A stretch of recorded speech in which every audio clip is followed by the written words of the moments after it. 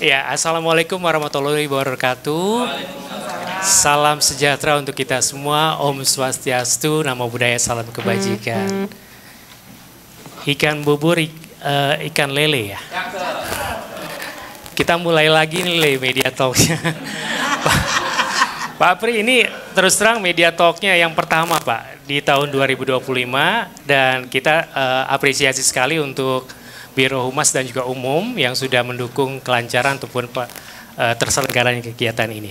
Baik teman-teman semua, kita akan segera mulai. Saya akan coba menyampaikan, mungkin kalau teman-teman lihat ya di timeline-nya IG-nya teman-teman atau di Reels dan sebagainya, yang namanya KDM itu Gubernur Jawa Barat ya, ada aja di mana-mana ya.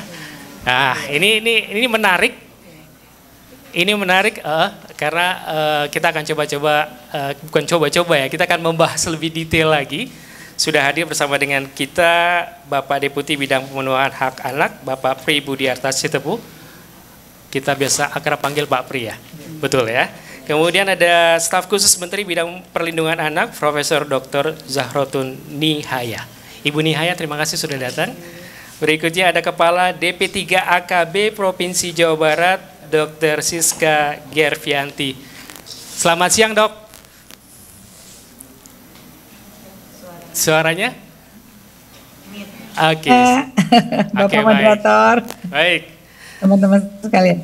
Iya, teman-teman semua dan juga kita semua yang ada di sini, kita tahu ya bahwa ada beberapa kebijakan yang kemudian digagas dalam hal ini pemerintah Provinsi Jawa Barat melalui sebuah program 9 langkah pembangunan pendidikan Jawa Barat menuju terwujudnya Gapura Pancawaluya. Ini apa maksudnya? Tapi yang jelas dari TOR yang saya dapatkan, ternyata beberapa program ada sekitar 7 kalau atau 9 ya itemnya.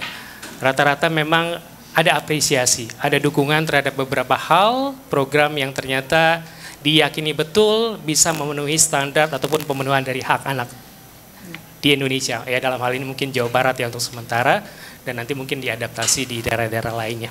Tapi untuk kesempatan yang pertama, sebelum nanti kita melebar diskusinya ataupun fokus pada hal ini, kita akan berikan kesempatan Pak Pri untuk menyampaikan mungkin ada beberapa ulasan ataupun slide yang ini disampaikan ke teman-teman. Nanti berikutnya Ibu Nihaya bisa melanjutkan.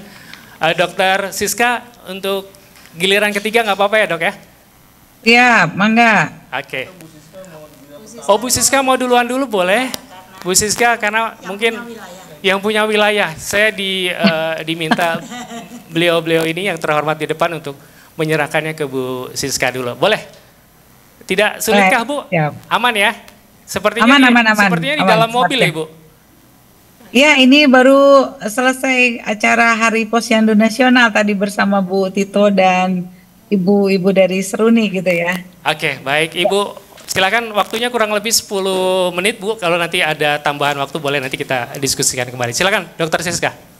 Ya, hatur nuhun Bapak moderator. Bismillahirrahmanirrahim. Assalamualaikum warahmatullahi wabarakatuh. Yang terhormat Pak Deputi dan juga Ibu Nia, staf ahli menteri dan Bapak Ibu sekalian. Alhamdulillah kita bertemu di siang hari ini dalam keadaan sehat walafiat ya. Selamat siang dari Jawa Barat untuk kita semua gitu kan.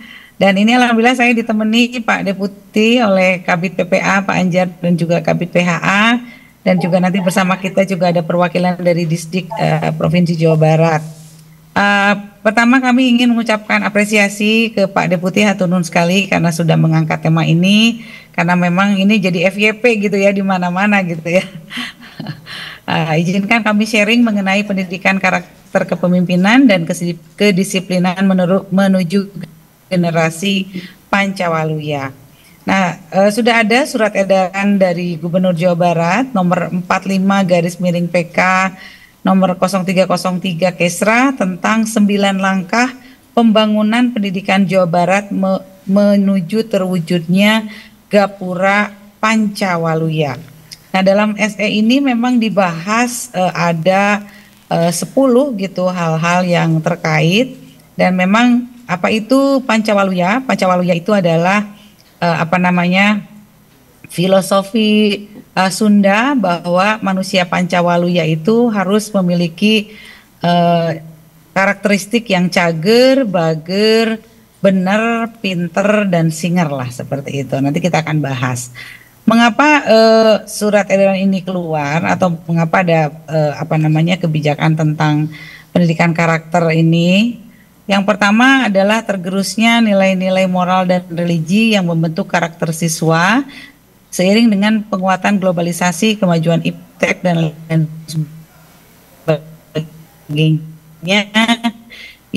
yang perlahan-lahan mengikis keberadaan kuliner, penyalahgunaan nafza, tawuran dengan senjata tajam, arak-arakan disertai pembacokan dan berbagai perilaku yang mengganggu ketertiban umum bahkan mengarah kepada kejahatan.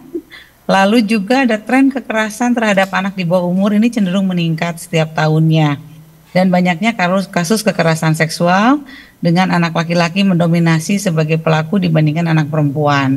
Nah, kami sampaikan data dari BPS serta Open Data Jawa Barat yang disampaikan oleh Disdik Provinsi bahwa jumlah kenakalan remaja ini di tahun 2020 ini sekitar 12.345 kasus.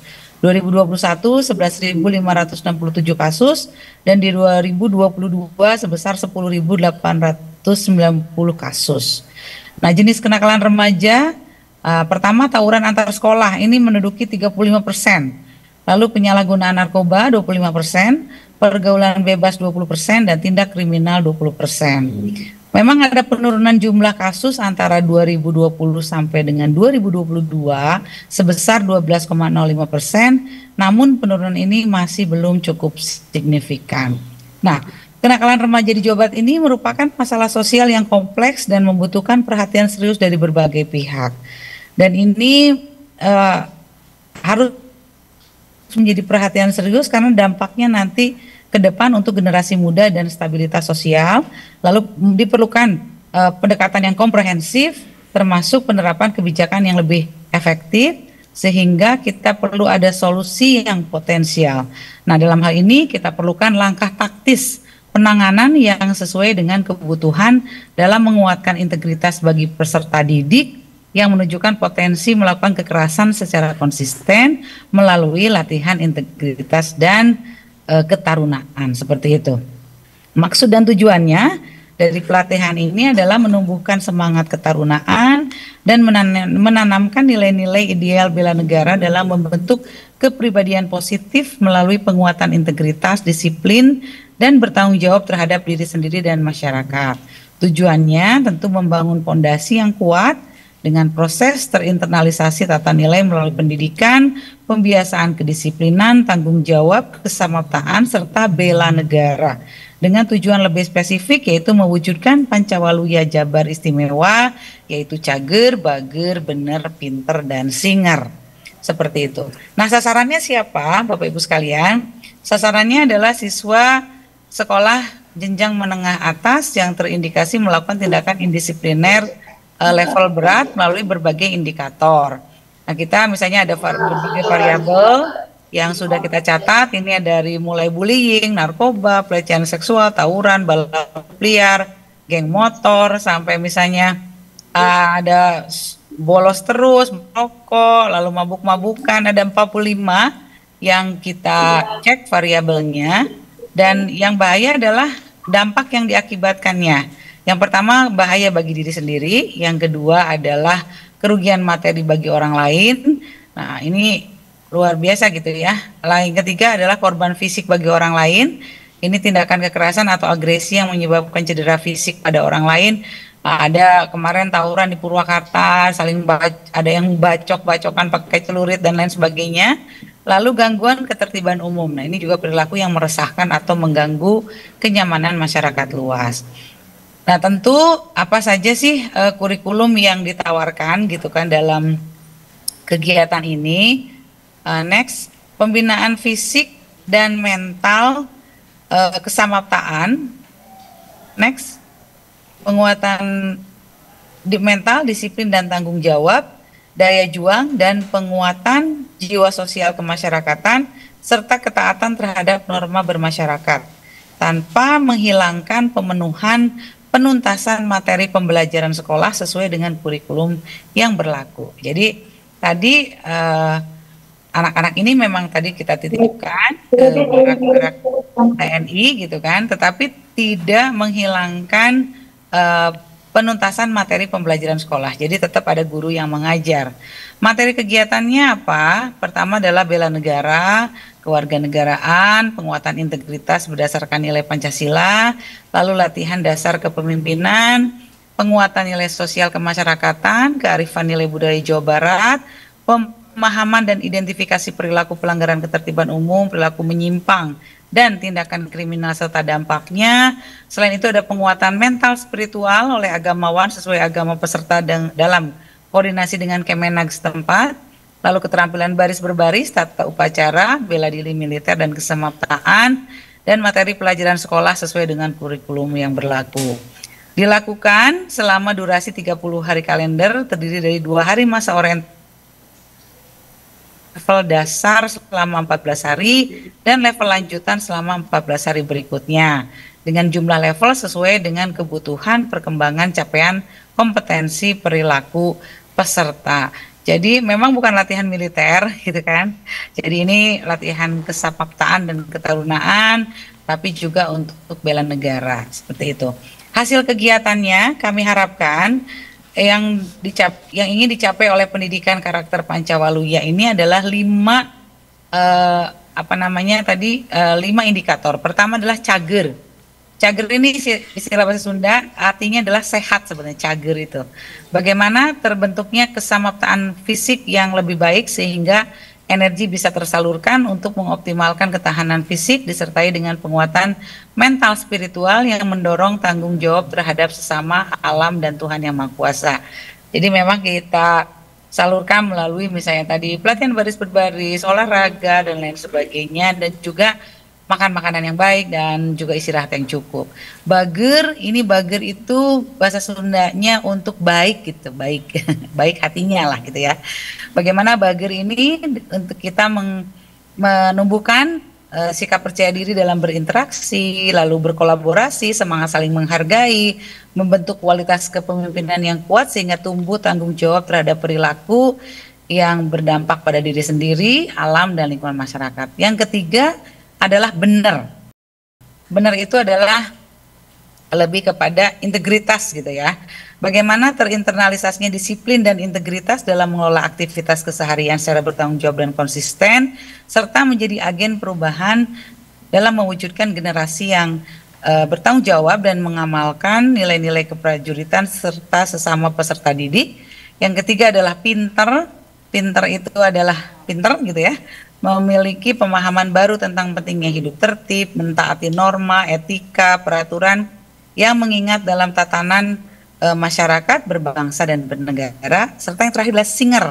Singer itu adalah tadi kreatif, inovatif, cekatan, bagaimana meningkatkan kecekatan dan kemampuan responsif terhadap persoalan sosial kemasyarakatan, serta dasar-dasar kepemimpinan. Nah ini kalau kita kaji secara khusus, apa standar agar masing-masing tadi, pinter, singer, ini dari tujuannya meningkatkan kebugaran jasmani, daya tahan fisik, dan ketangguhan mental. Jadi capaian pembelajarannya ada materi umumnya, misalnya tentang kebugaran jasmani, gizi dan pola makan seimbang, lalu istirahat istirahat dan tidur yang cukup, manajemen stres, dan lain sebagainya. Materi khususnya ya latihan fisik harian lah, lari-lari misalnya ya, seperti baris berbaris dan lain sebagainya. Kita juga ada konseling dari kelompok. Outputnya meningkatkan hasil tes kebugaran dan stabilitas emosi selama kegiatan. Yang kedua, untuk yang bager, tujuannya membentuk karakter yang ramah, sopan, dan menghormati sesama. Capaian pembelajarannya tadi menunjukkan sikap sopan santun dan bisa berinteraksi dengan positif, dengan berbagai materi khusus dan materi umum tentang etika pergaulan, sopan santun, sikap hormat, dengan output tidak ada pelanggaran etika dan penilaian sikap positif. Selanjutnya untuk bager benar, ini membentuk karakter yang jujur, bertanggung jawab, dan patuh pada aturan, Ini bagaimana tentang disiplin dan tanggung jawab, lalu memahami kalau setiap tindakan itu ada konsekuensi, dengan materi khususnya ada simulasi, diskusi, dan juga pengawasan kepatuhan aturan harian. Nah, outputnya bagaimana konsistensi kehadiran dan kepatuhan, dan laporan ini dilaksanakan dengan jujur. Yang keempat adalah pinter. Ini tujuannya tentu meningkatkan kemampuan berpikir kritis dan solusi dalam konteks kebangsaan. Tentu bagaimana menganalisa pemahaman bela negara, menyampaikan ide dan solusi dalam kegiatan kelompok, dan ketuntasan mata pelajaran pendidikan formal. Jadi masuk barak itu tidak meninggalkan pelajaran, tetap pelajaran formalnya diikuti. Bagaimana juga di materi umum ada wawasan kebangsaan, Pancasila, Undang-Undang, NKRI, Bhinneka Tunggal Ika, lalu problem solving dan kreativitas, leadership dasar, pelajaran sekolah, lalu materi khususnya ada diskusi wawasan kebangsaan, presentasi kelompok, simulasi pemecahan masalah, dan ada guru kunjung. Selanjutnya outputnya bagaimana lolos post-tes pemahaman kebangsaan dan tuntas pembelajaran sekolah. Jadi selama ada di sana, sekolah tidak tertinggal, tetapi juga pelatihan bela negara dan ketarunaan ini bisa masuk seperti itu. Terakhir, standar isi dari Singer, bagaimana menumbuhkan sikap tanggap, cepat bertindak, dan peduli terhadap lingkungan dan sesama. Tentu capaian pembelajarannya menunjukkan kepekaan sosial dan kerjasama, teamwork, dan responsif dalam mematuhi perintah. Materi umumnya tentu kepedulian sosial dan solidaritas, dan latihan mematuhi perintah serta kerjasama dalam tim. Output yang kita harapkan, respon cepat saat mendapatkan instruksi dan partisipasi aktif dalam kerja tim dan sosial. Nah, kegiatan yang telah dilaksanakan Pak Deputi, Bu Nia, dan Bapak Ibu sekalian adalah pendidikan karakter Pancawaluya angkatan yang pertama. Ini kita laksanakan di Dapo Pendidikan atau Dodik Bela Negara Rindam 3 Siliwangi. Pesertanya ini luar biasa gitu Pak Deputi ya, dari seluruh Jawa Barat. Itu ada 272 peserta didik dari 106 sekolah, ada 6 SMA, ada 15 SMK swasta, dan 53 SMAN negeri, dan 32 SMKN swasta. Nah ini kemarin itu dari mulai dibuka pendaftaran itu ternyata dari mulai puluhan, ratusan, sampai cut off terakhir tuh 7 Mei itu yang terdaftar di 272 peserta didik yang ini memang sudah mendapatkan persetujuan orang tua seperti itu. Dan Pak Deputi dan Bu Nia dan Bapak Ibu sekalian, mungkin nanti saya akan kirim juga kepada Pak Deputi SE surat edaran gubernurnya. Selain tadi yang gerbang Pancawaluya, tentu kita juga ingin mengatur supaya anak-anak di Jawa Barat ini juga menumbuhkan sikap dan karakter yang baik. Misalnya yang pertama, bagaimana peningkatan sarana prasarana pendidikan, lalu mutu dan kualitas pendidikan, lalu sekolah juga Pak Deputi dilarang membuat kegiatan piknik yang dibungkus dengan studi tour dan lain sebagainya yang memiliki dampak pada penambahan beban orang tua. Lalu sekolah juga dilarang membuat kegiatan wisuda yang memakan biaya besar gitu ya. Jadi boleh perpisahan atau wisuda tapi sederhana dan ada di lingkup sekolah. Lalu juga MBG kita memang akan kuatkan. Lalu peserta didik yang belum memiliki SIM tidak boleh membawa kendaraan bermotor ke sekolah. Jadi disarankan untuk berjalan kaki ke sekolah. Iya. Lalu tadi yang ke-7, ke-8 tadi yang untuk yang ada kenakalan khusus, nah itu tuh masuk ke dalam kegiatan siswa tadi masuk ke barak dan mendapatkan pelatihan bela negara. Itu mungkin secara singkat Pak Deputi, Bu Nia, dan Bapak Moderator, Bapak Ibu sekalian. Oh, iya. Tentang kegiatan di Jawa Barat. Mudah-mudahan kita memiliki harapan Pak Deputi bahwa anak-anak ini masih bisa diselamatkan. Karena kalau dibiarkan, maka anak-anak ini bisa loncat jadi anak berhadapan dengan hukum gitu ya. Nah sebelum ke sana mungkin kita tarik dulu supaya mereka tetap bisa memiliki masa depan yang baik, dan kita bilang anak-anak ini adalah anak-anak harapan bangsa. Demikian, hatur nuhun, billahi taufiq wal hidayah. Wassalamualaikum warahmatullahi wabarakatuh. Hatur nuhun, Dokter Siska. Baik, terima kasih banyak untuk penjelasannya. Saya lupa memperkenalkan diri ya, saya Marbun dari Radio Sonora. Tadi saya di WA, kamu harus memperkenalkan diri Bang katanya. Oke. Siap Pak Marbun, Bang Marbun. Terima kasih Dokter Siska. Baik, sering dengar suaranya aja di radio. Oh ya, ini menarik Dokter Siska di luar sana. Tentulah sebuah kebijakan tidak akan selalu mulus ya. Ada saja kritisi dan sebagainya. Tapi nanti kita tahan dulu. Nanti pasti banyak pertanyaan dari teman-teman. Ada si A, kelompok A atau lembaga tertentu menyampaikan sesuatu. Kita akan sama-sama ulas ya, biar tuntas ini persoalan. Tapi yang jelas Kementerian Pemberdayaan Perempuan dan Perlindungan Anak mengapresiasi ya.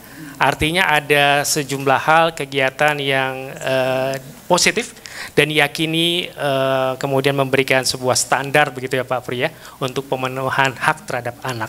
Kita pengen tahu nih Pak Pri, mungkin nanti Ibu bisa menambahkan juga, bisa bergantian. Kesempatan kedua Pak Pri Budiarto untuk menyampaikan. Kesempatan kedua itu satu. Oh, oh gitu. Pak Pri, dipersilakan. Mic-nya Pak. Ya.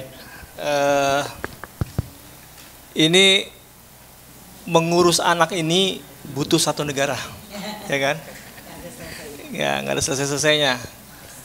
Ya, pertama apresiasi dulu kepada Pemda Jawa Barat ya, karena sudah berupaya gitu ya, Bu Kadis sudah berupaya untuk menyelesaikan satu isu sebenarnya dari banyak isu yang lain terkait dengan masalah perlindungan anak. Kalau kita bicara perlindungan anak, sebenarnya Undang-Undang Perlindungan Anak pasal 59 sudah menyebutkan ada 15 jenis tuh, macam-macam gitu. Jadi makanya nggak sederhana ngurusin anak itu. Makanya ngurusin anak itu butuh kerjasama semua orang. Dan dalam waktu yang panjang. Undang-Undang Dasar 1945 sudah menyebutkan sebenarnya bahwa kalau mengurus anak itu dari mulai ngurus tumbuh kembangnya sampai ngurus kalau anak dalam situasi mengalami diskriminasi dan kekerasan, gitu kan. Nah, karena itu dalam perjalanannya kita bisa melihat bahwa apabila kebijakan itu diarahkan untuk menangani isu, biasanya kita suka gagal di situ. Karena kita hanya fokus hanya pada penyelesaian jangka pendek, gitu. Jadi kita harus melihatnya itu memang secara komprehensif, holistik, yang kemudian di kami itu sejak disahkannya Undang-Undang Perlindungan Anak, sebenarnya awalnya itu terkait dengan Kepres mengenai konvensi hak anak. Jadi sebenarnya secara internasional dunia itu sudah bicara mengenai hak anak gitu. Nah, kemudian Kepres tentang hak anak ini dituangkan jadi materi di dalam undang-undang. Jadi secara internasional diadaptasi kemudian menjadi aturan di tingkat nasional, itu berupa undang-undang. Dan tentunya seperti Jawa Barat itu tadi mengembangkan dia berbagai macam aturan yang juga jadi turunan dari undang-undang anak untuk memastikan anak-anak tumbuh kembang dan terlindungi dengan baik. Nah, jadi kalau kita lihat itu kan tadi dari KHA, Kepres, undang-undang gitu kan ya. Terakhir kemudian Perpres. Nah, sekarang bagaimana menciptakan ekosistemnya itu tadi supaya anak-anak terpenuhi tumbuh kembang dan terlindungi itu tadi. Maka dikembangkan namanya Kota Layak Anak. Yang tentunya Kota Layak Anak itu menjadi ukuran apakah Pemda, provinsi, kabupaten dan kota itu tadi memperhatikan semua kebutuhan anak itu tadi, hak tumbuh kembang maupun terlindungi itu tadi. Ada sekitar 24 sebenarnya indikator di situ. Nah, ini dimonitor tiap tahun melalui keputusan Presiden tentang KLA. Nah, dievaluasi terus-menerus. Nah, kemudian lanjut aja, kita langsung aja masuk kepada sistem perlindungan anaknya. Ya, ini kan ada beberapa hak-hak gitu kan ya. Nah, dalam sistem perlindungan anak, ini sebenarnya kewajiban semua pihaknya sebenarnya tergambar di sini. Bahwa semua pihak, negara, orang tua, harus kemudian memastikan hak-hak anak itu terpenuhi. Jadi kewajiban dari negara orang tua untuk memastikan bahwa hak anak terpenuhi. Ini relasinya sebenarnya dalam KHA. Lanjut. Nah ini aktor-aktornya, lanjut aja. Nah ini kondisinya memang karena anak, kalau nggak dia di rumah sama orang tuanya, sama keluarganya, dia di sekolah, dia di luar sekolah, maka semua stakeholder yang terkait dengan kondisi anak itu tadi, dia harus bertanggung jawab. Anak di rumah itu berarti tanggung jawab orang tua, anak di sekolah berarti tanggung jawab guru, atau anak ada di luar sekolah di tempat bermain. Maka semua tempat bermain anak, misalnya pengelolanya itu juga harus memastikan dia sebagai pengasuh sebenarnya pada saat itu, gitu kan. Ini ya semuanya harus berperan. Lanjut. Nah ini yang saya gambarkan sebagai sistem pelindung anak, saling bekerja sama di situ kan. Nah ada subsistem hukum dan kebijakan yang mengatur tuh dari mulai undang-undang, dari mulai konvensi internasional, undang-undang, peraturan daerah dan seterusnya harus dipastikan dia. Yang paling atas itu tadi ya. Kemudian nggak ada ini ya soalnya. Nah nanti yang sistem data juga harus memastikan bahwa tersedia informasi dan data untuk perlindungan anak. Jadi tahu tuh jumlahnya, misalnya anak-anak yang nggak punya akte jumlahnya berapa, ada di mana gitu misalnya. Ini kan hak sipil itu kan hak dasar. Kalau dia nggak punya akte, kemungkinan dia nggak punya akses ke sumber daya yang lain. Misalnya terkait dengan dana pendidikan, terkait dengan dana kesehatan dan sebagainya, itu dia tidak punya akses. Karena itu penting tuh subsisten data dan informasi, memastikan bahwa hak sipil anak itu diakui. Nah, kemudian ada 3 subsistem besar juga di situ, yaitu subsistem kesejahteraan anak dan keluarga. Kalau mungkin Jawa Barat sebenarnya harus memperkuat di subsistem kesejahteraan anak itu tadi. Karena bukan hanya anak yang nakal yang harus ditangani sebenarnya, tapi mencegahnya itu tadi juga jadi penting. Bahwa setiap keluarga itu punya potensi dia mengalami kekerasan anaknya. Oke. Ya kan?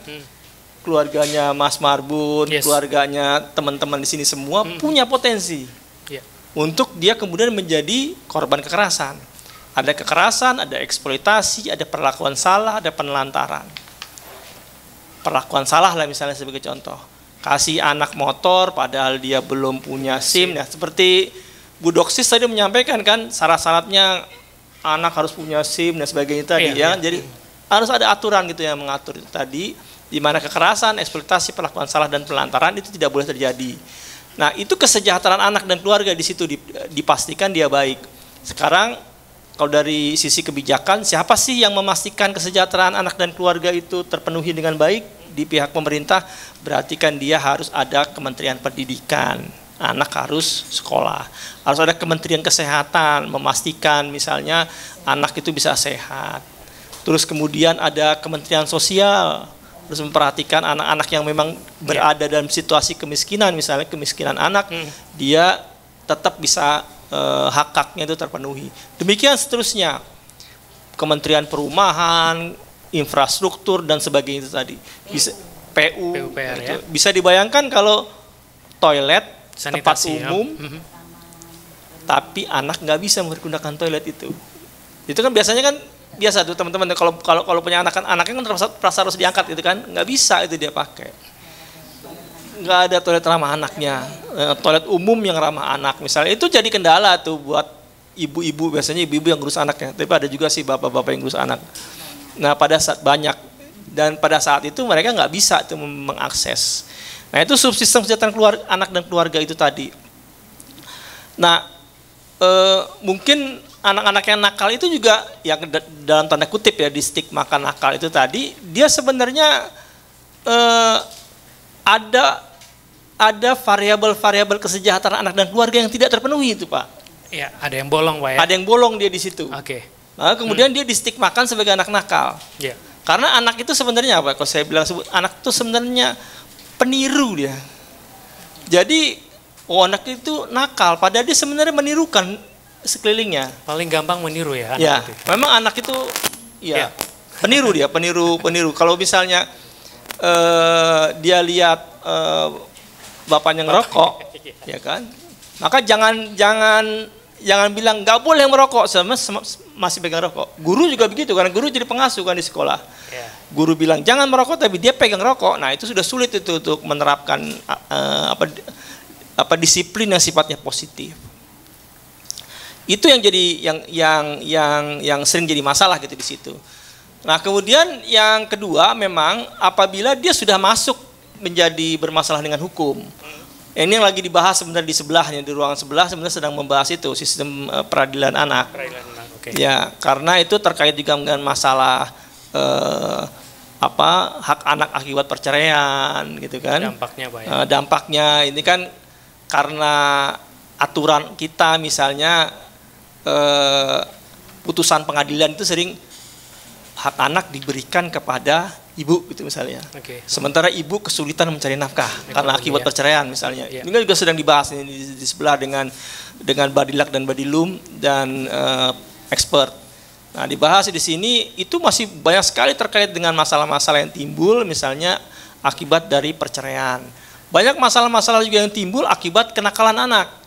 Sehingga anak kemudian jadi berhadapan dengan hukum. Nah, ini kan juga proses rehabilitasinya itu harus berjalan terus gitu kan. Dan nggak murah tuh Pak, proses itu tadi. Pak, ya. Perlu biaya yang banyak. Dan subsistem yang lain juga tidak kalah penting, yaitu subsistem perubahan perilaku sosialnya itu tadi. Jadi malah masyarakat itu harus berubah kan mindsetnya, agar kemudian melihat bahwa masalah anak itu adalah masalah kita bersama. Sekarang sering terjadi masalah itu karena semua orang menganggap masalah anak itu masalah private, masalah orang tua. Jadi kalau saya lihat di rumah bapak ada anak nangis, maka itu urusan bapak, urusan gitu kan? Keluarga lo, urusan gitu ya? Keluarga lo, kan gitu kan. Padahal setiap orang tua sebenarnya, setiap manusia sebenarnya harus bisa mengintervensi itu tadi. Kalau anak di rumah bapak itu nangis-nangis jam 2 malam, saya patut ngetok pintu kan gitu. Ada apa dengan anak bapak? Kan begitu. Nah,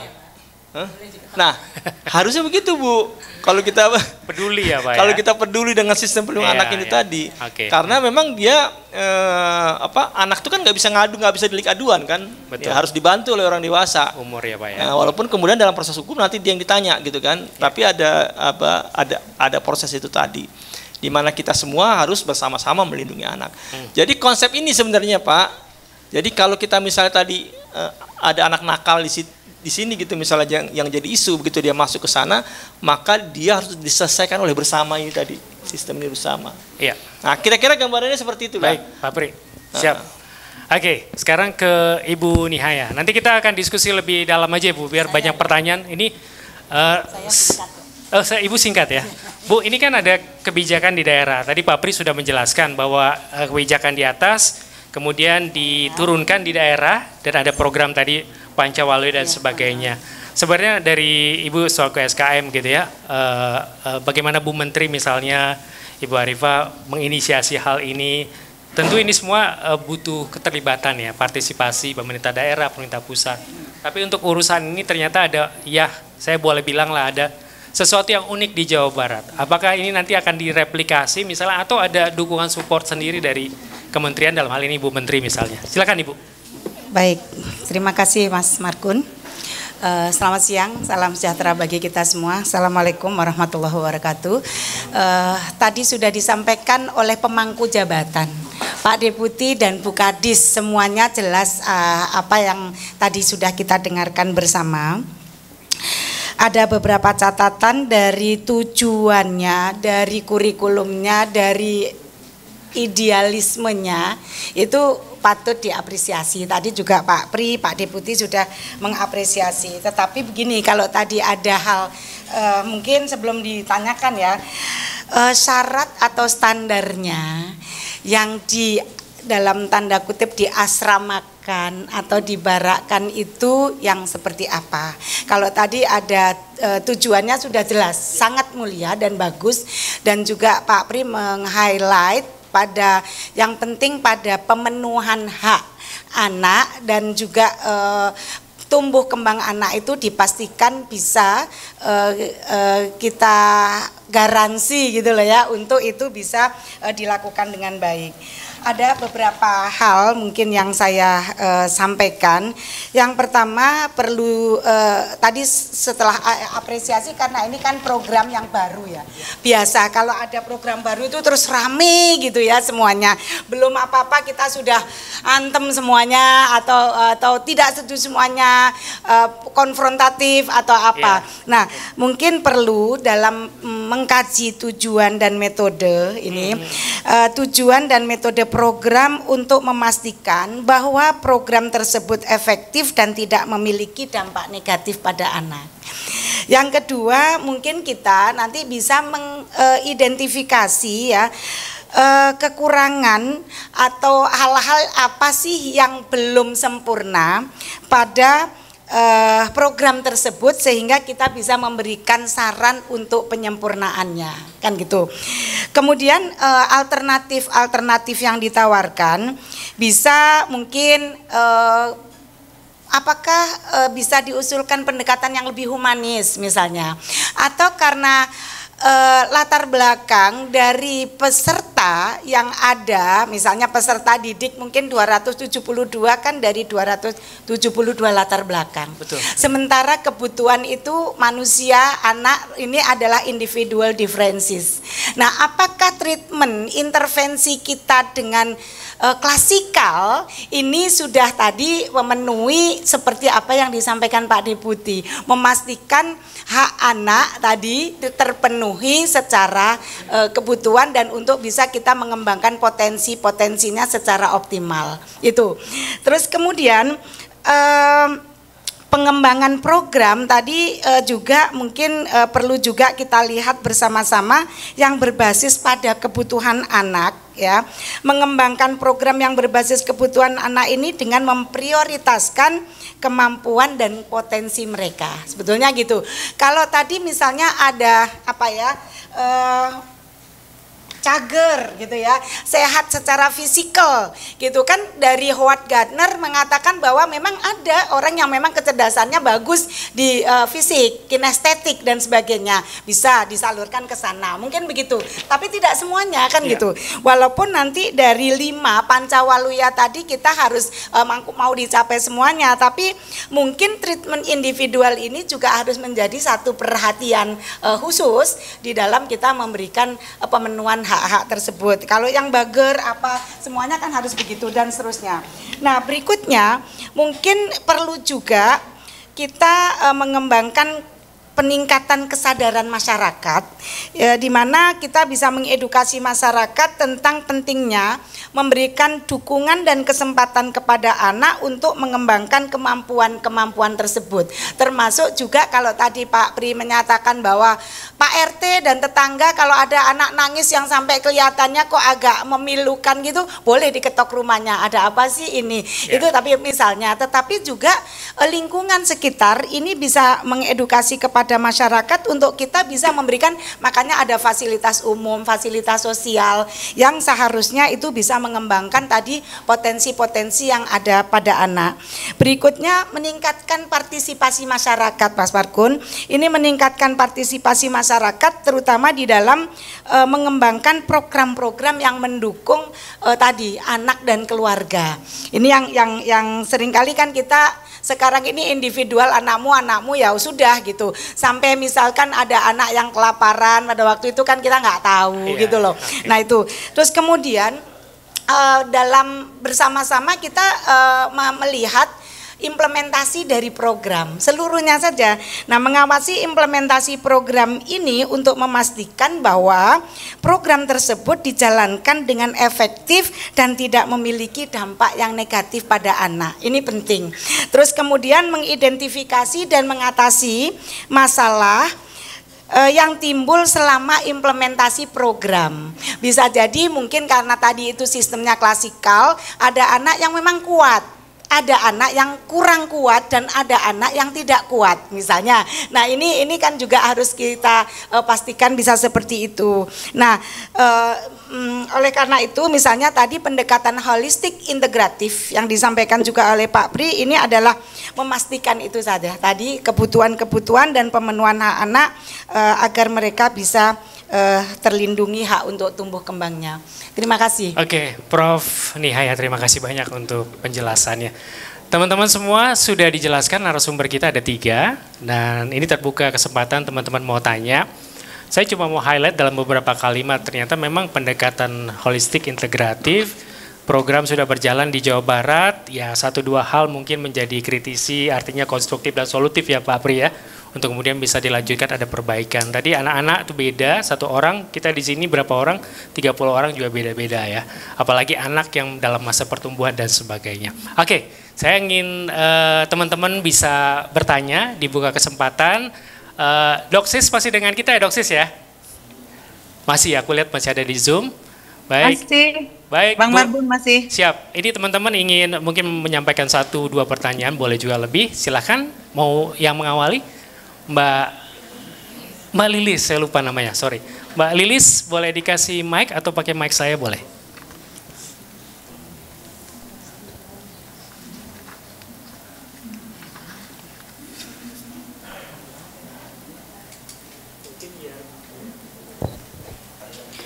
Terima kasih, selamat siang Bapak Ibu, saya Lilis dari suara.com. Izin pertanyaan untuk Bu Siska. Iya, Bu tadi disampaikan penegasan Bu, artinya kebijakan sebelumnya kan beredar kalau anak-anak ini akan dibawa ke barak militernya selama 6 bulan gitu. Tadi Ibu menyampaikannya 2 hari orientasi lalu 14 hari dan tambah 14 hari lagi artinya 1 bulan begitu ya Bu jadinya, bukan 6 sampai 12 bulan. Lalu mungkin yang menjadi pertanyaan publik juga kebijakan ini terkesan terburu-buru begitu sehingga yang paling dipertanyakan sebetulnya kajiannya atas kebijakan ini. Sebetulnya bagaimana kajian dari kebijakan ini sehingga sampai harus melibatkan militerisasi, apakah memang efektif untuk pembentukan karakter anak begitu? Atau justru memang ini pesan dari Pak Presiden sendiri untuk melibatkan militer dalam pendidikan formal atau bagaimana gitu. Dan yang kedua, apakah ada peran psikolog, konselor sekolah atau mungkin ahli anak dalam program ini begitu Bu? Terima kasih. Baik, terima kasih Lilis ya, suara.com. Ini langsung dijawab biar tidak lupa atau seperti apa Dokter Siska? Boleh Pak Pri langsung dijawab atau silakan Dok Sis. Langsung dijawab aja ya. Oh siap. Silakan. Boleh ya Pak Pri ya. Mangga Bu. Ya, Bu Lilis satu nuhun pisan pertanyaannya. Ini memang sebetulnya kalau angka-angka kenakalan remaja dengan berbagai variabelnya tuh tadi kita catat dari 1 sampai 45 gitu ya. Itu kan memang sudah terjadi lama ya, dan ini sudah jadi concern sebetulnya agak lama gitu ya. Dan sudah kita coba sebetulnya dengan berbagai cara gitu ya Pak Pri, kita laporkan Jawa Barat punya Jabar Cekas, Jabar Berani Cegah Tindak Kekerasan gitu ya, bersama Pak Kabid, Pak Anjar nih, Kabid PPA. Lalu Bu Rumondang juga di Kabid PHA pasti kabupaten kota layak anak gitu ya, bagaimana kita menciptakan supaya anak-anak tumbuh dan berkembang di lingkungan yang ramah. Namun ada beberapa teori pendekatan untuk kenakalan remaja ini, jadi dibuat juga kajiannya Bu Lilis. Saya tadi sudah kirimkan materi-materi lengkapnya gitu, baik dari surat edaran, paparan kami maupun bahan dari Disdik tentang kegiatan ini. Pertama, teori pendekatan kenakalan remaja ini yang pertama bisa dilihat dari Social Learning Theory dari Albert Bandura. Ini teori ini menyatakan bahwa kenakalan remaja ini tadi, betul kata Pak Pri, dipelajari melalui observasi dan interaksi dengan orang lain. Jadi meniru begitu ya.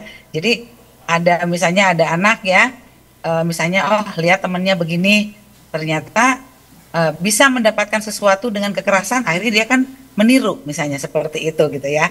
Dan ini program dengan program pendidikan atau pelatihan yang terstruktur seperti pelatihan bela negara, nah ini dapat mengubah pola-pola perilaku ini dengan memberikan model perilaku yang positif. Jadi tadi si anak ini yang sudah observasi dan interaksi bergaul dengan teman dengan perilaku menyimpang, nah dengan program pelatihan bela negara ini bisa menjadi perilakunya positif kembali.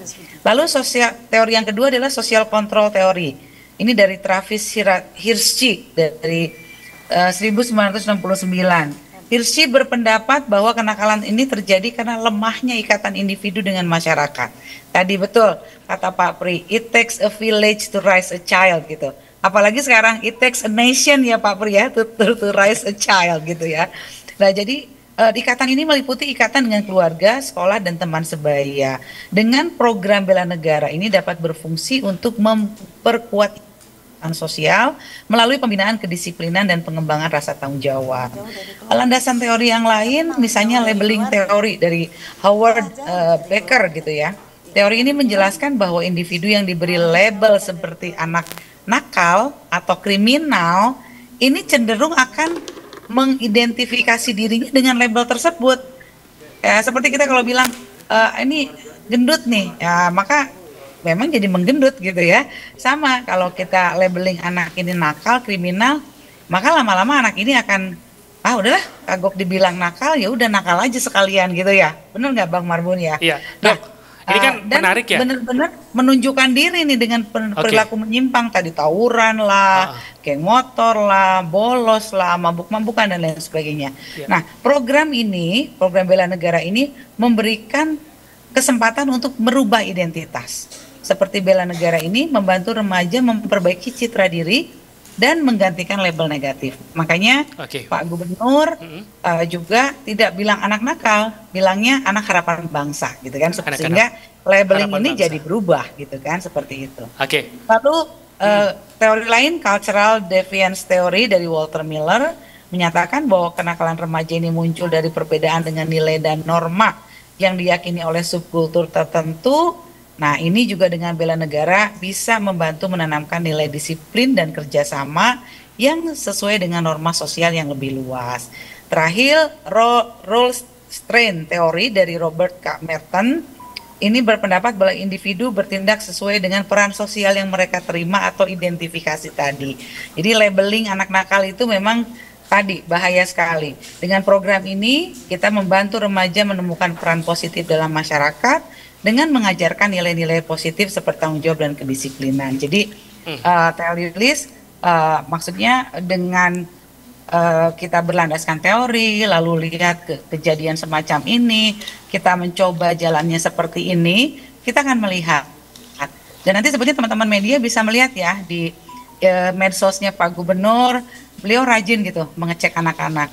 Dan alhamdulillah masukan dari kami untuk menjaga hak anak sesuai konvensi, waktu itu Pak Anjar dan Bu Mondang juga mengikuti rapat-rapat awal, kita tidak memperlihatkan wajah anak di media, jadi Pak Gubernur selalu membelakangi gitu ya, anak-anak ini terlihat hanya dari belakang saja, seperti itu, sehingga hak-hak anak juga tetap kita penuhi gitu, seperti itu.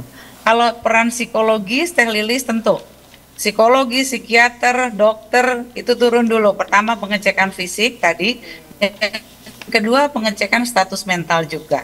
Jadi di sana itu ya jangan dibayangkan akan latihan tentara yang berat gitu, enggak ya. Jadi ini hanya latihan kedisiplinan yang tadilah gimana tidur sesuai jamnya, jam 9 sudah tidur, pagi-pagi jam 4 sudah bangun, olahraga, makan pagi, membereskan tempat tidur dan lain sebagainya. Jadi latihan-latihan disiplin yang sebetulnya memang harus kita lakukan sejak dini. Nah, sehingga anak-anak ini dengan berbagai teori tadi bisa berubah dari yang tadinya sudah mendekati kriminal, perilaku menyimpang, kita bisa selamatkan menjadi anak-anak harapan bangsa.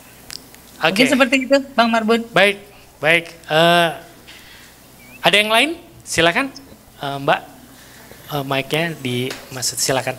Perkenalkan diri. Boleh ke Pak Pri juga, ke Dr. Siska boleh. Silakan. Selamat siang Bapak Ibu, selamat siang Dok Sis. Saya Sandra dari Situday. Mungkin pertanyaan saya pertama masih ke Doksis dulu. Kan ada banyak edaran ya Ibu. Tadi menarik juga karena penjelasan Doksis. Tapi yang saya penasaran apakah ada contoh kesuksesan dari program ini mungkin dilakukan di mana sehingga program ini akhirnya dibuat di Bandung gitu di Jawa Barat. Dan maksudnya apakah itu sukses makanya akhirnya diaplikasikan. Lalu juga kan ada surat edaran kan tidak hanya tentang memasukkan anak nakal ke dalam barak ya Ibu ya, tapi ada juga saya baca dan menarik juga tentang study tour dan juga larangan untuk study tour dan larangan untuk membuat wisuda. Nah itu apakah karena memang untuk menghindari orang tua terbebani dengan duit tambahan itu ya Ibu, atau memang ada alasan lain? Karena sepertinya sejauh ini sih sepertinya kita yang di sini yang udah wisuda lumayan senang dengan selebrasi ya Ibu ya. Tapi apakah ada alasan lain gitu Ibu? Terus mau mengkonfirmasi juga Ibu, apakah yang program ini itu dibuat wajib untuk anak SMA aja begitu ya Bu ya? Pertanyaan saya 3 itu Ibu. Kak boleh sekalian ke Pak Pri dan boleh. Nanti bantu diingetin ya kalau ada yang belum terjawab ya. Silakan.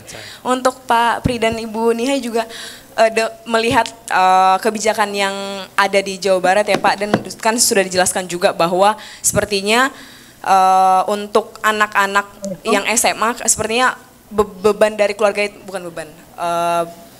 Sosialisasi pertama kan datangnya dari keluarga ya Pak, jadi yang membentuk anak juga. Lalu juga kata Ibu Nihai juga sepertinya kalau misalnya lebih personal itu sebenarnya lebih baik untuk terutama untuk menanggulangi anak nakal seperti Ibu. Tapi dengan adanya ini apakah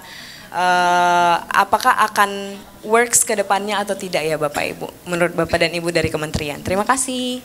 Oke, sebelum kita ke Dr. Siska, mungkin nanti sambil beliau nanti menyiapkan jawabannya, bisa langsung ke Pak Pri atau Prof. Nih. Oh Pak Pri, silakan. Nanti saya lempar langsung ke Dr. Siska, ya Bu.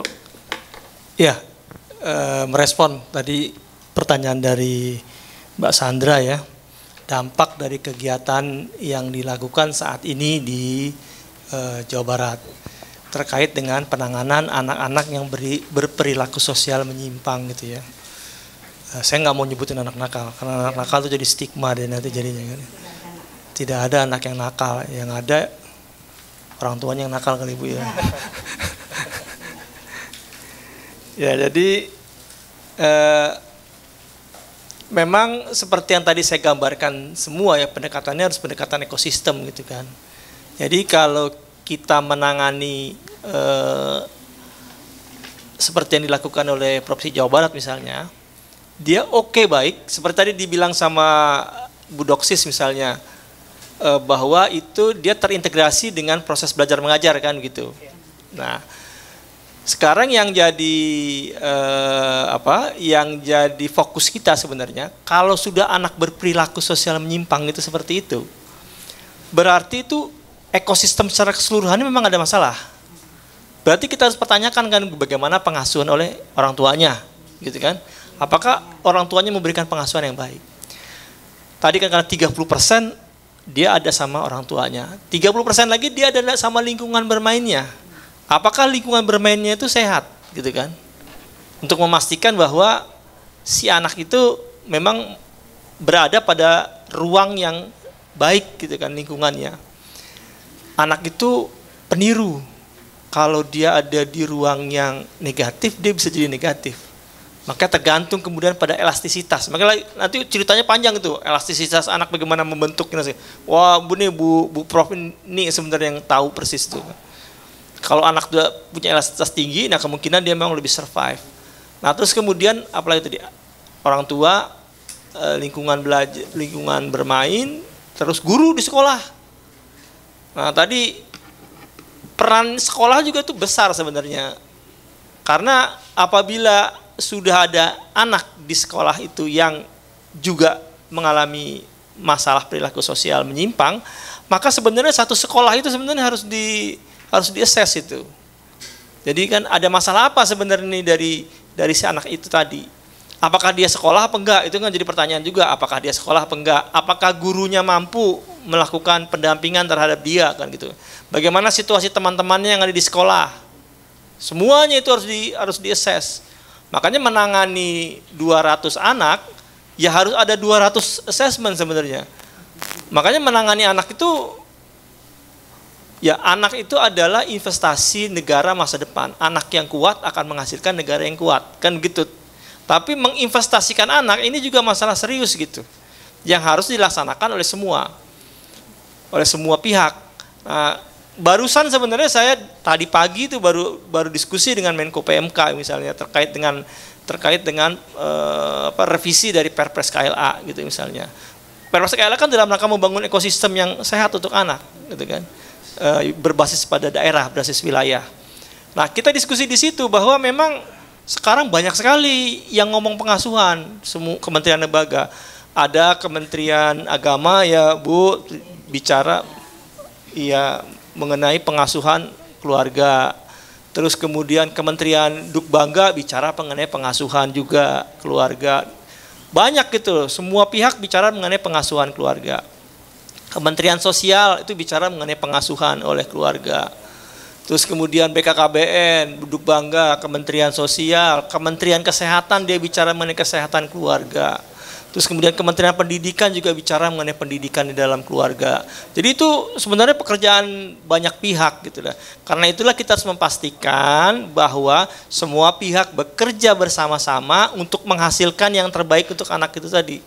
Nah, sekarang sedang dilakukan pemetaan tuh terkait dengan fungsi pengasuhan yang ada di semua.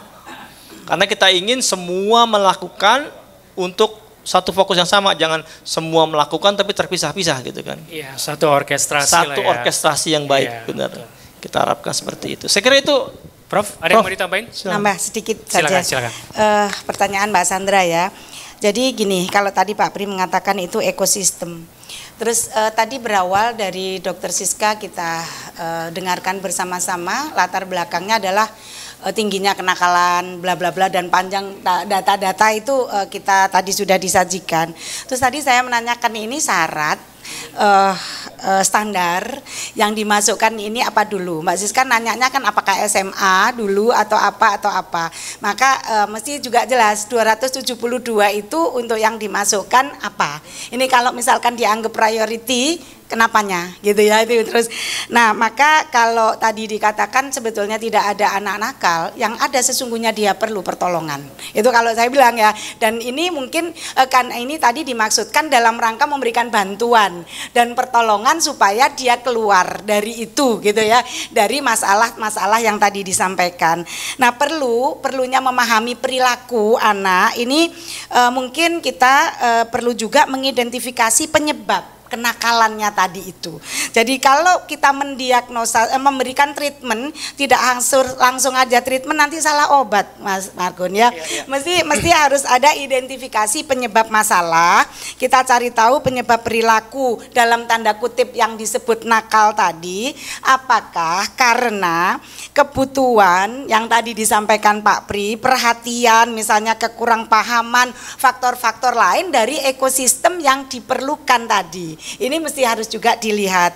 Kemudian bagaimana kita mengobservasi perilaku anak dalam berbagai situasi untuk memahami pola perilaku mereka. Kalau yang geng motor, kalau yang dia seks bebas, kalau misalkan tadi itu dia nafsa, terus kemudian tawuran, bullying dan seterusnya tadi kira-kira seperti apa dan kenapa. Terus kemudian pola asuh, tadi juga disebut pola asuh yang mendukung apa seperti apa. Terus kemudian penguatan komunikasi efektif ada apa enggak, itu masih bagian dari pemenuhan loh semuanya. Nah terus kemudian strategi, bagaimana strategi mengatasi perilaku yang tanda kutip, saya tidak sebut nakal loh ya, tanda kutip masih, bagaimana penggunaan bahasa komunikasi yang positif tadi itu yang kita berikan contoh. Kalau anak itu tadi meniru contoh sehari-hari baik di rumah, di lingkungan peer groupnya, di masyarakat kita, tontonan kita, petinggi-petinggi kita, itu masuk itu semuanya. Nah, jadi ini menggunakan bahasa yang positif, terus kemudian juga keterampilan-keterampilan sosial dan juga menggunakan tadi yang disiplin positif. Ini disiplin positif, terus kemudian bagaimana pentingnya konsistensi dan kesabaran. Seringkali kalau karena misalnya space kita di rumah itu RSS, terus anak kelihatannya kalau mondar mandir langsung label nakal, ini anak nggak bisa diem, langsung ayo duduk nggak gitu. Emosi, Karena ya? sebetulnya kita tidak memberikan fasilitas yang cukup untuk dia eksplor lingkungan, Iya. tetapi labelnya anaknya yang nakal, gitu, dan seterusnya. Maka pentingnya menurut saya ini mesti kita lihat bersama-sama untuk kita bersama-sama introspeksi lah, mendiagnosa apakah sudah dipastikan yang tadi disampaikan Pak Pri dari Deputi Pemenuhan Hak Anak loh beliau ini sudah terpenuhi, gitu Mbak Sandra ya. Terima kasih. Oke, kita ke Dokter Siska. Mangga Ibu. Pertanyaan dari Mbak Sandra. Bang Marbun. Siap. Untuk tadi pertanyaan dari Mbak Sandra, ada contoh kesuksesan nggak gitu kan sebelum yang dirindam ini? Pertama, yang sudah mengambil langkah terlebih dahulu di tanggal 2 Mei pada saat Hardiknas itu adalah Kabupaten Purwakarta, Bu. Dan ini sudah berlangsung lebih dulu gitu ya, yang Purwakarta ini, dan apa yang dilakukan oleh Purwakarta inilah yang menjadi kick off gitu ya dari kegiatan semua tadi pelatihan bela negara tadi gitu kan, seperti itu. Nah, selanjutnya tadi untuk yang dirindam sekalian menjawab itu, kalau yang punya provinsi Bu yang tadi 272 itu adalah ranahnya SMA dan SMK. Karena memang kewenangannya provinsi ada di SMA dan SMK. Namun yang ada di Purwakarta ini berbeda. Jadi di Purwakarta dari usia SMP sudah ada yang dilatih bela negara seperti itu. Nah, ini untuk yang SMA yang di provinsi, tapi untuk yang di Purwakarta ini ada dari SMP sampai dengan SMA. Karena memang banyak perilaku menyimpang ini sudah dari misalnya umur SMP tadi seperti itu. Nah, selanjutnya tadi kategorinya tadi kan siswa yang tadi ada perilaku menyimpang gitu kan, seperti itu tadi sudah disampaikan. Dan tadi sebetulnya kita juga melakukan assessment gitu, Bu Pak Pri dan juga Bu Nihan dan teman-teman sekalian, bahwa kegiatan untuk bela negara ini juga baik di Purwakarta maupun yang dirindam sudah juga didampingi oleh KPAI gitu ya. Jadi KPAI juga sudah hadir gitu ya kedua tempat ini, dan bahkan juga kita sudah sampaikan gitu hasil assessment dari setiap anak, karena tadi kita juga ingin tahu kan penyebab setiap anak juga apa sih gitu yang melatar belakangi perilaku menyimpang ini gitu kan, seperti itu. Dan yang mungkin harus dicatat juga tadi, jenjang SMP ini tadi ada di Purwakarta, Cianjur, dan Sumedang. Jadi itu kalau di kabupaten karena kewenangannya bisa sampai dengan SMP, seperti itu. Dan tadi harus ada syarat gitu untuk masukin anak bela negara ini juga harus ada konsen dari orang tua. Jadi beberapa malah orang tua yang ingin menyerahkan gitu loh Pak Pri sama Bu Niha, karena mereka sudah tidak mampu lagi mengendalikan perilaku anak gitu kan, seperti itu. Nah, namun tentu untuk keberlanjutan pasca program ini, pengkondisian lingkungan dan keluarga tadi menyambung, inilah yang kami kolaborasikan bersama tim penggerak PKK Jawa Barat dan Kabupaten Kota, Pak Pri. Jadi sekalian saya memang ditunjuk Pak Gubernur menjadi Ketua TPPKK Jawa Barat. Ini kami masukkan ke dalam program kerja di bidang dan Pokja 1 gitu kan, pendidikan karakter gitu kan. Sehingga kita harapkan pada saat anak-anaknya mendapatkan pelatihan bela negara, keluarganya juga nanti mendapatkan pendampingan dari Puspaga kita dan juga dari Pokja 1 tadi dengan program Jawa Barat Berani Cegah Tindak Kekerasan, seperti itu. Selanjutnya Mbak Sandra, kembali lagi ke Mbak Sandra. Nah, tadi kan studi tur dan wisuda gitu ya, mengapa gitu kan. Nah, jadi sebetulnya studi tur yang terjadi itu kan sebetulnya piknik gitu ya, dan sebetulnya kalau biayanya sangat-sangat membebani orang tua, karena tentu tidak semua orang tua ada dalam kondisi keuangan yang cukup gitu. Banyak yang memang sulit gitu ya, kondisi ekonominya sulit sehingga ini menjadi apa namanya mereka jadi minjem gitu kan untuk kegiatan wisuda ini, apakah minjem ke pinjol, bank emok dan lain sebagainya, yang ini nanti pada akhirnya akan memberatkan kepada orang tua seperti itu. Jadi boleh kalau field tripnya di sekitar sekolah gitu-gitu dan yang penting-penting aja gitu kan, karena studi tournya ternyata hanya piknik saja yang berkedok studi tour misalnya seperti itu. Selanjutnya untuk wisuda juga itu kan sama. Karena sebetulnya acara perpisahan sekolah kan bisa di-create dengan menampilkan anak-anak kita sendiri misalnya ya, ada yang nyanyi, menari atau apa.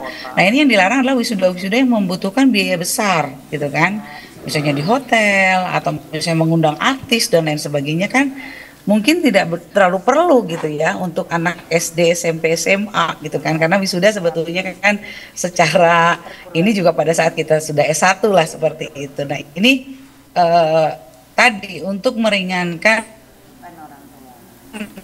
beban keluarga. Iya. Dan kita juga ingin supaya terhindar gitu dari pinjol dan lain sebagainya. Nah itu tadi. Itu mungkin jawabannya. Baik. Menjawab Bang Marbun. Mbak Siska aman ya. Oke. Dokter Siska, ini waktunya masih memungkinkankah? Dokter masih terus ikut bersama dengan kami? Aman ya? Atau gimana? Nah, saya mungkin ini saya sudah sampai di acara berikutnya. Oh gitu. Akan pelantikan PPPKK Kabupaten Bandung Barat. Oke. Kira-kira berapa menit Ibu? Waktu yang tersisa. Pak Deputi dan Bu Niha, ini mungkin nanti bisa eksplor lebih lanjut lah pada prinsipnya. Sinyalnya agak terganggu ya. Baik, di Bandung Barat berarti. Hari ini pun tadi baru Pak Anja dan Bu Mondang ya mengundang Disdik dan juga Dinas DP3A Kabupaten Kota Jawa Barat untuk sama-sama mensosialisasikan program ini. Oke, baik. Seperti itu Pak Deputi.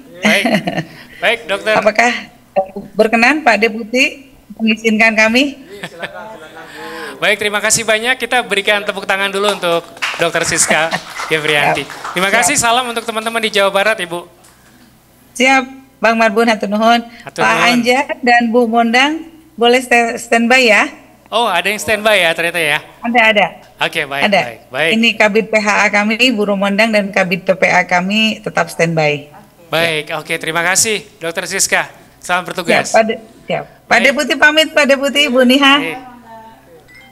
Kita lanjutkan teman-teman, ada yang mau bertanya? Pertanyaannya kalau ada yang mirip, tadi kebetulan udah dijawab, kalau bisa jangan diulangin ya, biar waktunya agak teman-teman. Silakan Mas Anang atau siapa tadi Mbak depan saya ini, jadi, oh ini ada, oh Mas Anang dulu boleh, nanti habis itu gantian. Pertanyaannya singkat banget kok. Perkenalkan diri dong. Saya Anang Pak dari MNC Trijaya. Mungkin pertanyaannya kepada Pak Pri dan Bu staf khusus terkait program, khususnya saya fokusin di anak yang dalam tanda kutip nakal masuk ke bara ini. Sebagai kementerian yang melindungi anak ini, KPPA setuju atau mendukung program ini gitu. Karena ini kan baru dilakukan di Jawa Barat gitu. Biasanya kalau dinilai bagus, provinsi yang lain akan mengikuti. Itu yang pertama Pak. Yang kedua, apakah tidak ada program lain yang dinilai dalam tanda kutip untuk mendidik anak-anak yang dinilai nakal ini? Karena statement KPPA ini sangat ditunggu oleh masyarakat, khususnya bagi provinsi atau daerah lain untuk menilai bahwa kebijakan ini bagus atau tidak, bermanfaat atau tidak, atau berguna bagi anak atau tidak. Mungkin itu aja Pak, terima kasih. Assalamualaikum warahmatullahi wabarakatuh. Waalaikumsalam. Baik Mas Anang, kita langsung recap saja dengan Mbak yang di bawah ya. Perkenalkan diri boleh? Silakan. Assalamualaikum, saya Mita dari Berita 1. Mungkin tadi menyambung yang penjelasan dari Dokter Siska tadi. Kan tadi sudah dijelaskan ada trial yang sudah dianggap sukses sehingga diaplikasikan se-Jawa Barat yang tadi di Purwakarta ya kalau nggak salah. Nah sebenarnya saya penasaran bagaimana hasil dari asesmen di tempat tersebut sehingga dianggap sukses, sehingga bisa diaplikasikan se-Jawa Barat. Pertama itu, kedua bagaimana paskanya, bagaimana dampak dari anak-anak itu sendiri setelah di labeli nakal, kemudian masuk barak, bagaimana dampaknya pasca masuk barak tersebut gitu. Dan tentunya itu akan mungkin akan sama juga hasilnya dengan anak-anak yang nanti akan dimasukkan ke barak, anak-anak di Jawa Barat tersebut begitu. Mungkin yang jawab aku nggak tahu coba. Ini ada Ibu Rumondang dan Mas Anjar ya. Selamat siang. Terima kasih. Mas Anjar. Kak Rumondang ini persisnya kayaknya ya. Zoom-nya nge-lag. Oke, mau langsung dijawab sebelum kita ke Pak Pri? Mbak, koneksi internet. Anjar atau kakak? Kakak saja, saya nanti menambah kalau memang ada yang perlu tambahkan. Jelas pertanyaannya ya, Bu Romanda? Azan dulu ya, kita mungkin nanti ya. ditambahin Pak Anjar. Kami dulu nih, aja. Pak Ito Marbun. Ya, silakan Kak. Pak Pri mempersilakan untuk lanjut katanya. Oke, atur nuhun tadi sebenarnya. Tadi sebenarnya Bu Kadi sudah menjelaskan panjang lebar terkait program pendidikan karakter, kedisiplinan dan bela negara ini. Kalau kami melihat ini adalah sebagai terobosan dan inovasi. Dan kita sangat paham kalau namanya terobosan dan inovasi dengan tadi mungkin juga latar belakang yang sudah sangat kompleks.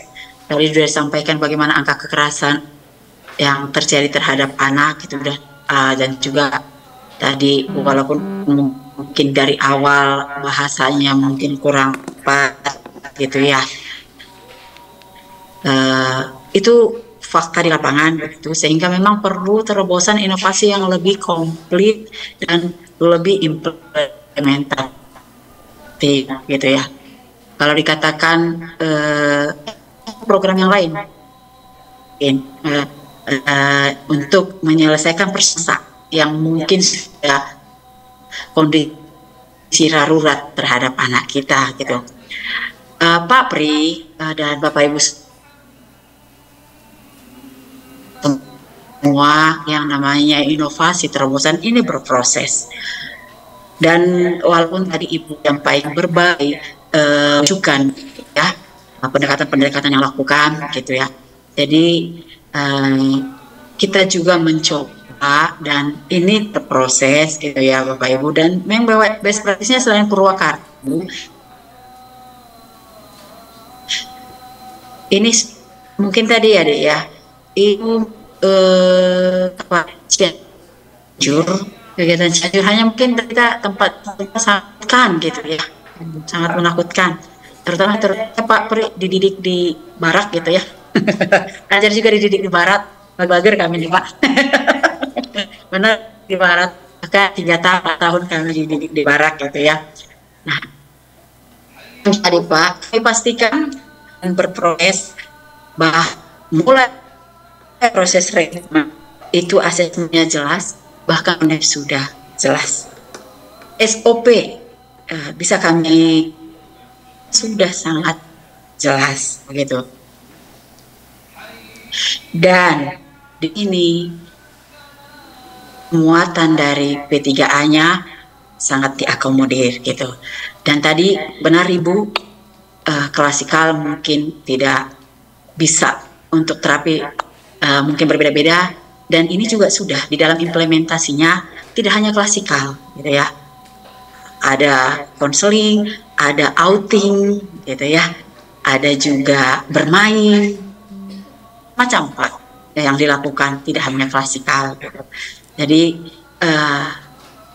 dengan proses semakin baik gitu ya, dan juga yang di Cikole ya nanti Pak Anjar bisa menambahkan, ini juga semua sedang sambil berproses disiapkan semuanya Pak. Nah memang perlu kita evaluasi gitu ya, makanya kita mari masukan apa yang perlu kita sampaikan sehingga nanti inovasi ini atau terobosan ini bisa berjalan lebih baik. Dan kita tidak ingin ini hanya jangka pendek gitu ya, tetapi berjalan jangka panjang. Dan tadi mungkin sudah tadi juga diskusi kami dengan distrik kabupaten kota, P3A kabupaten kota, juga tadi dengan berbagai elemen kami undang, bahwa ini juga nantinya tidak hanya berhenti dengan pendidikan ini di militer, oke lah, di TNI gitu ya. Tapi tadi ada diskusi, ini perlu disiapkan, dimasukkan ke dalam MPLS ya tadi ya, di Anjer ya. Nah, di MPLS, supaya berkesinambungan pendidikan karakter ini, pendidikan kedisiplinan ini, bela negara ini berkesinambungan. Jadi nanti mungkin juga tadi diskusi kita masuk ke MPLS, dan ini mungkin mari kita diskusi nanti lagi Bapak Ibu, muatan-muatan apa yang kita inginkan agar anak-anak ini juga sesuai dengan harapan kita.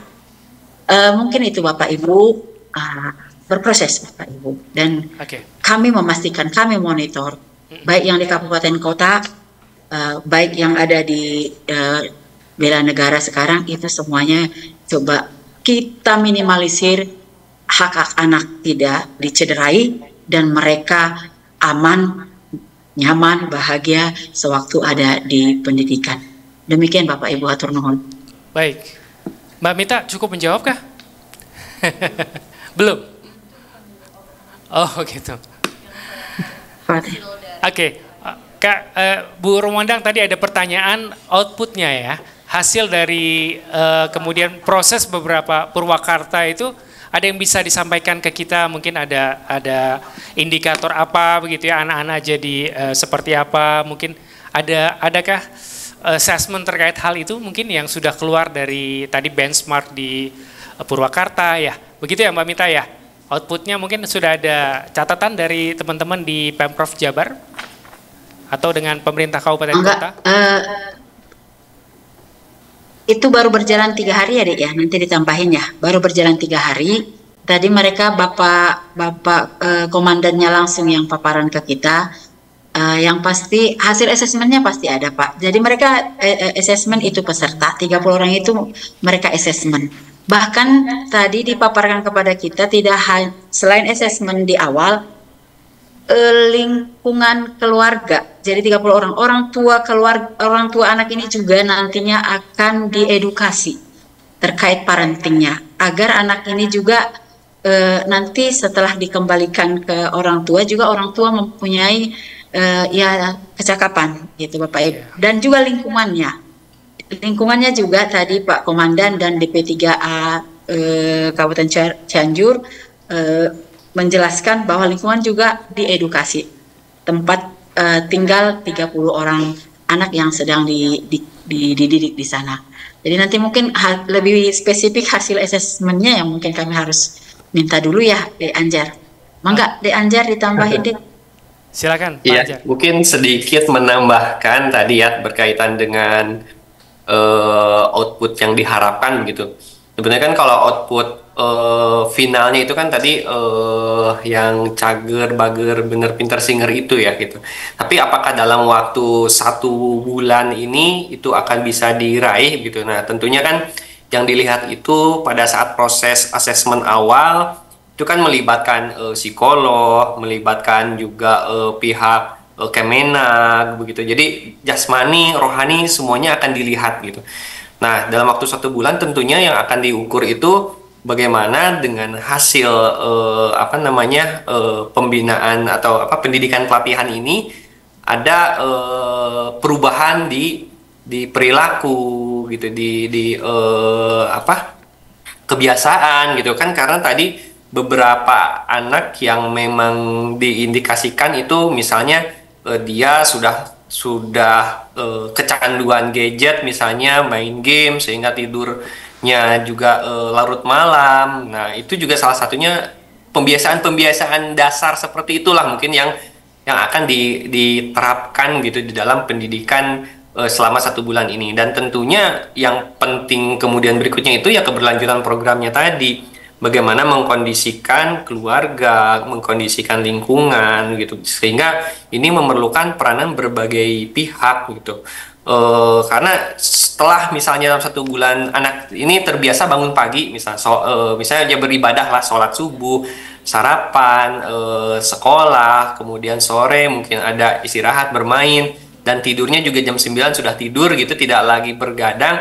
Nah, jangan sampai nanti pulang ke rumah orang tuanya tidak melakukan pengawasan, dia ya malah kembali lagi ke kebiasaan-kebiasaan buruk yang lama begitu. Nah, mungkin itu salah satu hal sederhana begitu yang bisa diukur. Dan ya memang tadi ada pertanyaan juga apakah akan diterapkan se-Jawa Barat gitu ya. Nah, karena kami di provinsi mungkin lingkup kewenangan kami di tingkat SMA SMK, kalau untuk saat ini prioritasnya mungkin bagi anak-anak dengan variabel-variabel khusus tadi gitu, indikasi-indikasi khusus. Tapi nanti kan tadi juga Bu Monang sudah menyampaikan bahwa program ini sebetulnya akan diterapkan kepada seluruh siswa MPLS gitu, akan diterapkan di dalam pada saat pengenalan orientasi di sekolah. Jadi pengenalan atau pembekalan karakter ini juga harus semua siswa itu juga mendapatkan gitu. Tapi mungkin karena tadi beberapa siswa yang harus atau kita nilai harus mendapatkan perhatian lebih gitu ya, lebih lanjut ataupun juga harus perlakuannya khusus. Nah, inilah yang kemudian kita bekerja sama dengan pihak TNI ya, begitu. Mungkin kurang lebih itu ya. Oke. Baik, terima kasih Mas Anjar. Ini karena mungkin waktunya juga terbatas ya, nanti aku yakin teman-teman akan memperdalam lewat sesi doorstop nanti. Sebelum Pak Pri dan Prof jawab, boleh nanti dijawab, bisa mungkin disampaikan sekaligus closing statement gitu dari Pak Pri dan juga Prof Niha untuk kemudian kita bisa serahkan kembali ke Kak Rumondang dan juga Mas Anjar sebagai sebuah ya pernyataan penutup lah ya dari bincang-bincang kita Media Talk untuk kesempatan sore ini. Jadi alurnya seperti itu ya. Nanti di ujung saya akan menutup perbincangan kita. Pak Pri, Prof Niha, silakan. Kebijakan nutup ya. Kalau yang kebijakan. Oh, yang kebijakan nutup. Silakan. Mungkin gini, Mbak Mita ya atau siapa. Tadi di awal saya menyampaikan kalau program baru memang kadang-kadang kita terkaget-kaget, kan itu udah biasa. Maka tadi sudah disampaikan semua paparan dari Pemda Jawa Barat. Jadi mungkin mari coba kita bersabar. Best practice-nya katanya tadi kan sudah ada. Terus kemudian asesmennya dan tujuan apapun tadi itu sudah kita dengar bersama. Maka kalau mengkritisi tujuan, metode, terus kemudian identifikasi, efisiensi, efektivitas dan sebagainya kan perlu proses ya. Jadi kita bersabar, berproses. Tujuannya mungkin sama semuanya nanti ini di para masyarakat, harapannya juga kemudian kita dari penyelenggara ini Pak Pri dan kawan-kawan dari Kemen PPA ini sama sebetulnya. Anak terlindungi itu tagline-nya. Perempuan berdaya, anak terlindungi itu memang tagline-nya KPPA. Jadi semoga gitu ya, ini memang benar-benar bisa mengurangi kekerasan tadi, juga kenakalan dan lain-lain itu, tapi memang perlu kita bersabar untuk melihat, mari kita kawal lah dan dampingi bersama-sama program-program ini yang nanti kalau itu best practice-nya ada mungkin bisa direplikasi. Tapi kalau belum, ada beberapa hal perlu penyempurnaan, mari juga kita bersama-sama gitu ya. Apa yang perlu kita perbaiki bersama. Mohon maaf saya analog saja tempat ya, tadi lokasi namanya barak, jangan dipersepsi juga negatif dulu. Iya. Barak atau pesantren, mohon maaf ya, atau boarding school misalnya gitu, itu apa misalnya beda-beda tipisnya, karena masing-masing juga punya tata tertib dan aturan-aturan yang harus dipatuhi, yang harus diikuti, termasuk juga sekolah-sekolah kedinasan ya misalnya. Ini kan hampir sama sebetulnya, tetapi ini itu tadi sekali lagi karena mungkin baru ya, jadi kita wow gitu, kalau kita ada apa-apa baru kan sekarang ini karena eranya medsos langsung viral. Nah oleh karena itu mungkin kita mengkritisinya dan kita berpikir positifnya, dampaknya dan sebagainya itu sambil jalan mari kita kawal dan dampingi bersama-sama. Sekali lagi adalah untuk pemenuhan hak anak, dan yang tadi semoga dalam tanda kutip nakal menjadi lebih baik di dalam waktu 30 hari. Tadi Mbak nanya setahun atau 2 tahun, tapi kalau tadi social learning, teori yang disampaikan oleh Bu Kadis, mungkin begini, pengalaman kami, ada beberapa anak yang ditaruh di apa Pak? LPKA namanya. LPKA itu dan dititipkan misalnya di apa namanya, saya kok nggak enak kalau bilang penjara ya. Itu ternyata penelitian kami dari mahasiswa maupun dari teman-teman kami yang tadinya kadar nakalnya itu misalnya 3.3 gitu, keluar malah 4 atau 5 karena dia akan belajar dengan yang lain dari hal-hal, oh kalau kamu apa? Saya membunuh, oh kalau kamu apa? Memperkosa, mungkin begitu ya, mohon maaf. Ini ada yang itu juga perlu diantisipasi bersama-sama dari apakah social learning Bandura juga tadi itu kan dia juga peniruan apa-apa begitu, ini juga perlu diwaspadai Bu Romondang, mohon maaf ya. Jadi ini dari teori, kalau teori social learning Bandura, tapi juga bisa teori kognitif Piaget juga bisa kita gunakan. Terus teori attachment, kelekatannya itu juga kelekatan dia harusnya ke siapa dan sebagainya. Iya. Ini perlu kita pakai beberapa pendekatan teori psikologi anak dan remaja. Terima kasih. Terima kasih Prof. Pak Pri. Silakan Pak Pri. Ya, ini sebenarnya yang dilakukan oleh Pemda Jawa Barat itu inovasi. Sebenarnya yang kita inginkan itu tanggung jawab tentang anak itu diletakkan pada pimpinan daerah gitu. Oke. Ya kan? Ya. Jangan diletakkan pada kepala dinas PPPA misalnya. Ya. Karena urusan anak itu bukan urusan PPPA, urusan anak saja. Tapi urusan anak itu adalah urusan semua dinas gitu. Oke.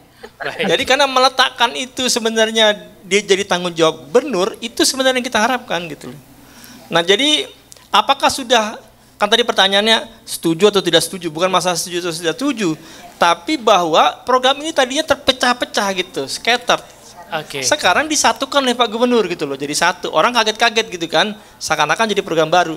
Padahal itu sebenarnya semuanya itu sudah pernah dilakukan oleh semua dinas, tapi secara sendiri-sendiri. Parsial ya. Nah Pemda Jawa Barat menurut saya inovasinya itu menjadikan satu jadi tanggung jawabnya Pak Gubernur. Bersama-sama dengan seluruh stakeholder yang lain. Nah kami sebenarnya juga ingin ini jadi best practices gitu kan, jadi pengalaman baik gitu kan. Nanti kita juga bisa belajar juga dari Jawa Barat gitu ya, untuk kemudian bisa, ini kan sebenarnya sistem perlindungan anak yang dibangun oleh Pemda Jawa Barat gitu ya. Kita mengharapkannya dia jadi sistem perlindungan anak, bukan suatu pendekatan yang sifatnya jangka pendek dan terpisah-pisah, tapi merupakan suatu proses jangka panjang yang kemudian nanti kita harapkan kita bisa lihat hasilnya terjadi perubahan. Nah ini yang nanti secara nasional kita bisa jadikan itu sebagai model nasional. Kemudian kita kembangkan, kita replikasi, kita perluas gitu. Untuk tingkat nasional mungkin seperti itu. Saya kira itu yang bisa saya sampaikan, dan mungkin moto penutup terakhir. Silakan. Kalau kita menangani anak, kita harus bersama-sama. Karena itu motonya adalah bersama lindungi anak Indonesia. Bersama ya. Oke, bersama Bu Romondang dan juga Mas Anjar, ada yang disampaikan. Silakan. Anjar aja Pak. Kenapa? Biar laki yang menutup Pak, seperti Pak. Tutup Dek, supaya jangan dingin Dek. Mas Anjar. Oh, silakan. Ya, mungkin di sini kita berupaya gitu ya untuk menanamkan karakter disiplin kepada anak-anak semenjak dini gitu, sebelum terlambat lah gitu. Kita membekali anak-anak ini dengan fondasi yang kuat untuk membentuk sebuah karakter pribadi yang bertanggung jawab, mandiri, juga siap menghadapi tantangan ke depan gitu. Sehingga di sini peran pemerintah sudah jelas itu mempunyai kewajiban dan juga tanggung jawab dari orang tua, lingkungan yang juga sama-sama penting dalam proses pembentukan karakter ini. Dan agar ini dapat tertanam begitu, tidak hanya sebagai aturan saja, tetapi merupakan bagian dari kepribadian anak itu sendiri. Mungkin itu saja. Oke, terima kasih. Kita sekali lagi berikan aplaus untuk narasumber kita yang sudah hadir. Terima kasih banyak Mas Anjar, Ibu Rumandang, dan juga tadi Dokter Siska ya, sudah bersama dengan kita. Pak Pri, Prof. Nihaya, terima kasih banyak. Last but not least, terima kasih untuk kehadiran teman-teman semua. Kita ketemu di media talk berikutnya. Saya tidak akan menyimpulkan, urusan anak ternyata urusan semua orang. Anda dan saya ikut bertanggung jawab, negara juga mengambil perannya, pemerintah mengambil peran. Mari kita kawal apa yang dilakukan Bapak Aing begitu ya, untuk kemudian bisa jadi sesuatu yang positif bagi anak-anak Indonesia. Terima kasih, kita ketemu di lain kesempatan ya. Selamat sore.